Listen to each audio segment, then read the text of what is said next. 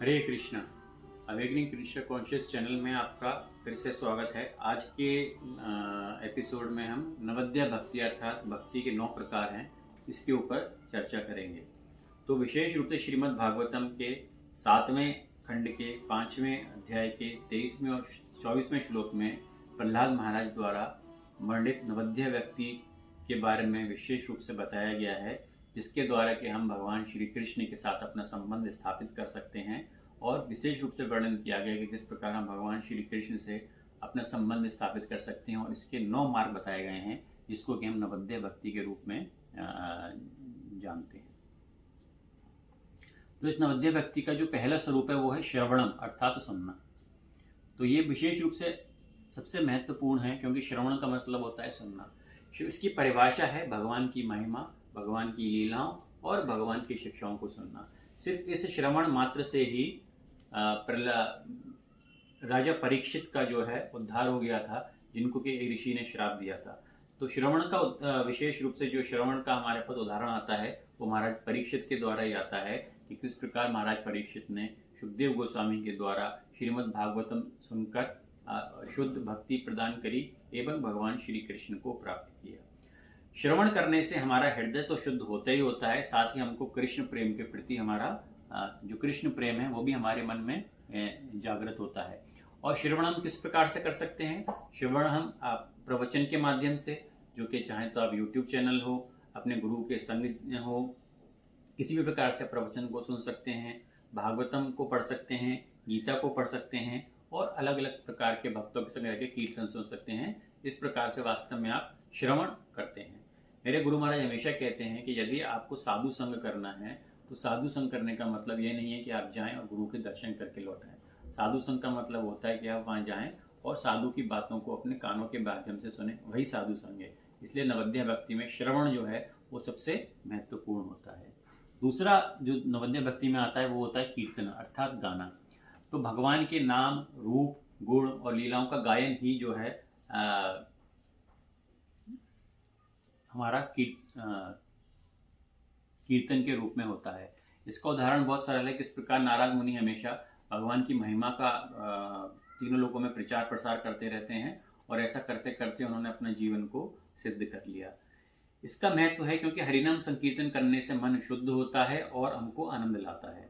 यह आपको पता ही है कि श्री कृष्ण चैतन्य महाप्रभु जो कि 500 साल पूर्व इस धरती पर अवतरित हुए नदिया द्वीप में, उन्होंने सभी इस संसार के पतित प्राणियों को हरिनाम संकीर्तन एक तरीके से जिस बिना किसी सोच विचार के, बिना किसी उसके, फ्री में सबको डिस्ट्रीब्यूट किया। इसको बोलते हैं कि गोलोक का जो प्रेम धन है उसको फ्री में विस्तृत किया, और यही हरिनाम संकीर्तन है। क्योंकि हरे कृष्ण कृष्ण कृष्ण हरे हरे, हरे राम राम राम हरे हरे के रूप में आज संपूर्ण विश्व में गुंजायमान होता है। इसको हम किस प्रकार से अपने आचरण में ला सकते हैं? हम संकीर्तन करके, जप करके और श्री कृष्ण के बारे में ही चर्चा करके हम आपस में कीर्तन कर सकते हैं। चैतन्य चरणामृत में विशेष रूप से चैतन्य महाप्रभु ने कहा है, मारा आज्ञा हो तारो यही देश, जारे देखो तारे कहो कृष्ण उपदेश। अर्थात मेरी आज्ञा है कि आप सब गुरु बनिए, और गुरु बन के आपको क्या करना है? गुरु बन के आपको सिर्फ भगवान श्री कृष्ण के बारे में चर्चा करनी है। तो इस प्रकार से हम कीर्तन करके हमेशा भगवान श्री कृष्ण के बारे में चर्चा करें तो अवश्य ही हमारा जो दूसरा तरीका है नवद्या भक्ति में, उसमें हम सफल होंगे। तीसरा होता है स्मरणम अर्थात स्मरण करना।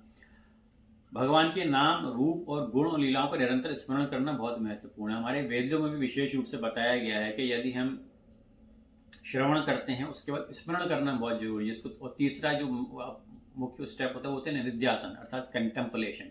लेकिन उससे पहले जो भी हमने पढ़ा उसका निरंतर स्मरण करते रहने से हमको भगवान की भक्ति प्रदान होती है। जिस प्रकार से आप देखिए, प्रहलाद महाराज भगवान नरसिंह का स्मरण किया तो भगवान नरसिंह जो है खंबे से भी प्रकट हो गए।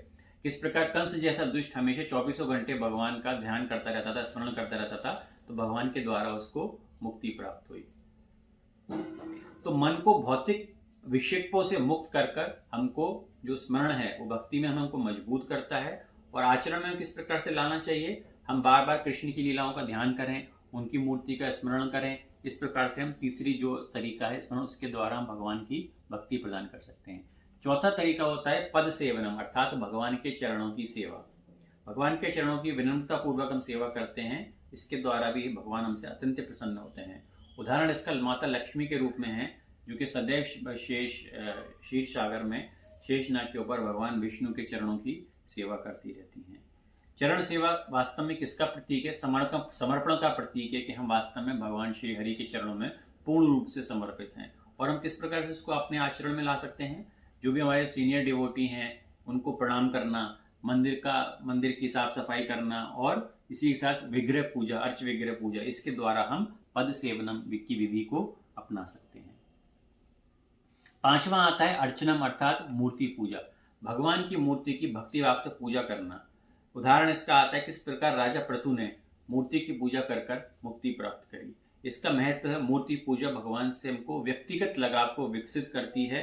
और आचरण में हम किस प्रकार से ला सकते हैं? आचरण में हम ला सकते हैं भगवान के को भोग अर्पित करना, भगवान का सुंदर श्रृंगार करना, इस प्रकार से। और विशेष रूप से इस्कॉन में तो आपने देखा होगा कि जितने भी मंदिर टेम्पल्स होते हैं उसमें भगवान का कितना सुंदर श्रृंगार किया जाता है, अलग अलग टाइम पर आरती की जाती है, भगवान के लिए सुंदर भोग लगाया जाता है, भगवान को फूल अर्पित किए जाते हैं। तो इस प्रकार से हम अर्च पूजा करके भी भगवान श्री कृष्ण की को प्रसन्न कर सकते हैं।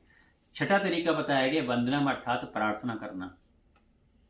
भगवान की हृदय से प्रार्थना करना और स्तुति करना, ये छठा तरीका है। किस प्रकार से अक्रूर ने वृंदावन में भगवान श्री कृष्ण से प्रार्थना करी थी, किस प्रकार से अर्जुन ने श्री कृष्ण से महाभारत के युद्ध में प्रार्थना करी थी, किस प्रकार से द्रौपदी ने जब उसका चीरहरण हो था उस समय भगवान श्री कृष्ण की प्रार्थना करी थी, किस प्रकार गजेंद्र ने जब वो तीव्र संकट में थे तब भगवान विष्णु की प्रार्थना करी थी। इस प्रकार से प्रार्थना करने से भगवान हमसे अवश्य ही प्रसन्न होते हैं। और इससे भक्त और भगवान के बीच में भावनात्मक बंधन जो है वो बहुत महत्वपूर्ण होता है। आचरण किस प्रकार से कर सकते हैं? अलग अलग ग्रंथ लिखे हुए हैं, जैसे कि ब्रह्म संहिता है, गजेंद्र स्तुति है, कुंती बनाने की शिक्षाएं हैं। इनका हम उच्चारण कर हम इस प्रकार से इस भक्ति में आगे बढ़ सकते हैं। सातवां तरीका जो बताया गया है वो है दास्य भाव, अर्थात सेवक बनना। भगवान की इच्छाओं को पूरा करने के लिए समर्पित सेवक बनना। आपने देखा होगा इस्कॉन में जो है दीक्षा लेने के बाद हमारे नाम के आगे दास या दासी लिखा जाता है। इसका मुख्य परिभाषा है, मुख्य कारण यही है कि हम वास्तव में अब क्या बने हैं? हम भगवान श्री कृष्ण के दास या दासी हैं। इसका सर्वोत्तम उदाहरण हमको श्री हनुमान के रूप में मिलता है, जो कि पूर्ण जीवन उन्होंने अपना भगवान श्री कृष्ण को समर्पित कर दिया और वही हमारे लिए आदर्श के रूप में काम करते हैं। इससे महत्व होता है कि किस प्रकार से हम विनम्र रहें और निस्वार्थ भक्ति को विकसित करें।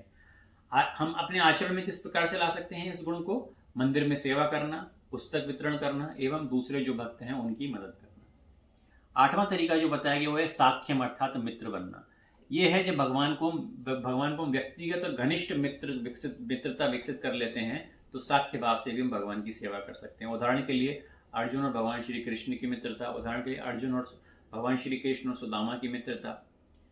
इसका महत्व यह है कि भगवान को व्यक्तिगत और प्रिय रूप में हम भगवान को देखते हैं। जो भी हम आचरण करें भगवान श्री कृष्ण से सब अपने विचार साझा करें, उन्हें अपने जीवन का हिस्सा बनाएं। जब हम बाहर जाते हैं तो भगवान से प्रार्थना करके जाएं कि हे हरि आप हमेशा हमारे साथ रहें, और जब वापस आएं तो हमेशा भगवान को प्रार्थना करें कि आप श्री हरि हमेशा उनके साथ रहें। आप जो भी कुछ अपना नया वस्तु लाते हैं उसको भगवान को ऑफर करें, भगवान को समर्पित करें, इससे भगवान अति प्रसन्न होंगे। और नौवां तरीका जो बताया गया है वो है आत्मनिवेदनम, अर्थात पूर्ण समर्पण या कंप्लीट सरेंडर। स्वयं को पूरी तरह से भगवान को समर्पित करना ही इसका तरीका है। उदाहरण के लिए हमको उल्लेख मिलता है किस प्रकार से बलि महाराज ने भगवान वामन को अपना सब कुछ समर्पित कर दिया, ये जानते हुए भी कि ये वास्तव में श्री विष्णु का अवतार है। इसका महत्व यह है कि ये भक्ति का सर्वोच्च रूप है। अपने जीवन में पूर्ण रूप से भगवान की सेवा में समर्पित अगर कर देते हैं तो इस प्रकार से हम इस गुण को भी प्राप्त कर सकते हैं। और इसका सबसे मुख्य आचरण आपको इस्कॉन के फाउंडर आचार्य इसी भक्तिवेदांत श्रील प्रभुपाद के जीवन के रूप में मिलता है कि किस प्रकार से उन्होंने अपना पूरा जीवन ही भगवान श्री कृष्ण को समर्पित कर दिया। और आज हम उन्हीं की कृपा से जो है अलग अलग मंदिरों में जाते हैं, अलग अलग प्रकार की भगवान के दर्शन करते हैं और अलग अलग प्रकार से भगवान को प्रसन्न करने का प्रयास करते हैं। तो इन 9 माध्यमों से जो नवोदय भक्ति बताई गई है, आपको जो अच्छा लगता है आप किसी भी माध्यम से भगवान श्री कृष्ण को प्रसन्न कर सकते हैं एवं अपने जीवन में एक व्यक्तिगत रूप से भगवान श्री कृष्ण के साथ संबंध स्थापित कर सकते हैं। इस नवद्य भक्ति के एपिसोड के विषय में यदि किसी भी ऑडियंस का कोई प्रश्न हो तो अवश्य कमेंट सेक्शन में डालें, हम उसका उत्तर देने का अवश्य प्रयास करेंगे। हरे कृष्ण।